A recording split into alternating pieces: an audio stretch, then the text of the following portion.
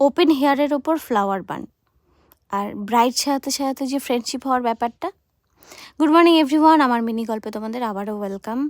13ই December ছিল আমার reception work, আর বন্ধুর বউ সাজাতে চলে গেলাম। আগের থেকে কোনো চেনা পরিচিতি কিচ্ছু নেই, সাজাতে সাজাতেও যে ফ্রেন্ডশিপ হয় সেটা আমি ব্রাইড সাজাতে সাজাতে অনেক প্রুফ পেয়েছি। শুধু ফ্রেন্ডশিপ না, আমার এক্ষেত্রে অনেক রিলেটিভসও হয়ে গেছে সাজাতে গিয়ে গিয়ে, যেখানে আমি তাদের প্রোগ্রামও অ্যাটেন্ড করে থাকি না সাজালেও।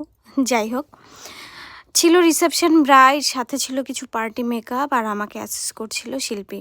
এই পিচ্ছু বাচ্চাটাকে দেখতে পাচ্ছ, ও আমাকে সমস্ত কিছু বলে দিয়েছিল, কেমন সাজতে চায়, কোথায় কি লাগাবে, এভরিথিং নামও জানে। সাথে ছিল গ্রুমের মেকআপও, একটু না করলেই নয়, কারণ ব্রাইড এত সুন্দর সাজুগুজু করে যদি তার পাশে গ্রুম এমনি এমনি বসে থাকে, একদম ফিকে ফিকে লাগে।